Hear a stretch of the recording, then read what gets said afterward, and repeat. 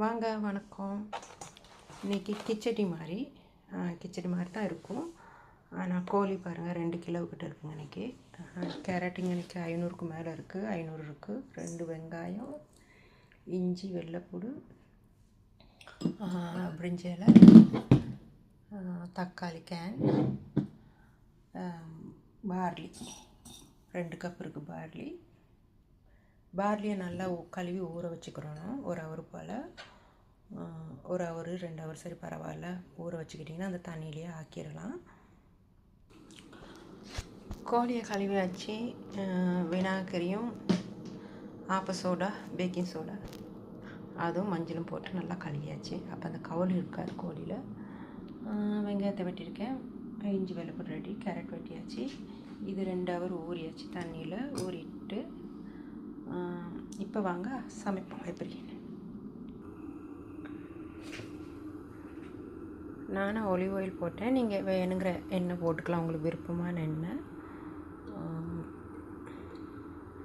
வெங்காயம் பொரிக்கிறதுக்கு இது சரியான சத்து. சாப்பிட இல்லாமல் இருக்கிறவங்களுக்கு உங்களுக்கு வேணும்னா பிரியாணி மசாலாவும் போடலாம், அப்படி இல்லாட்டி கரம் மசாலா போடலாம், அதுவும் நல்லாயிருக்கும். உங்களுக்கு விருப்பம்ண்டா கோழிக்கறி எப்படி ஆக்குறீங்களோ இல்லாட்டி பிரியாணி எப்படி ஆக்குறீங்களோ அந்த மாதிரி ஆக்கலாம். இல்லாட்டி கிச்சடிக்கு போடுறவங்களுக்கு விருப்பமானது அதுங்க போடலாம். போட்டு இதெல்லாம் சேர்த்து ஆக்கலாம்.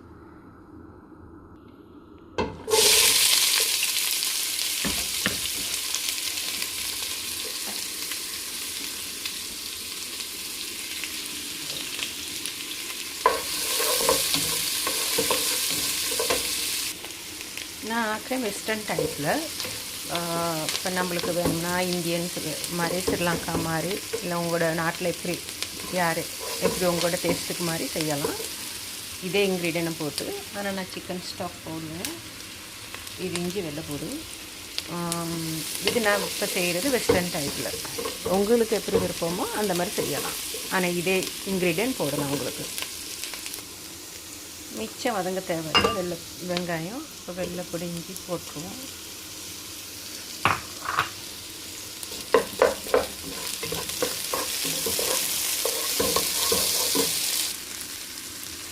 இஞ்சி வெள்ளைப்பூடு நல்லா வதங்கிட்டு இப்போ பட்டர் கொஞ்சம் போட்டேன்.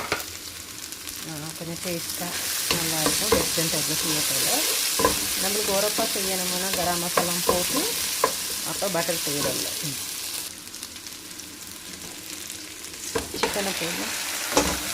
சிக்கனை போட்டு இப்போ நல்லா கிண்டிக்கிறேன்.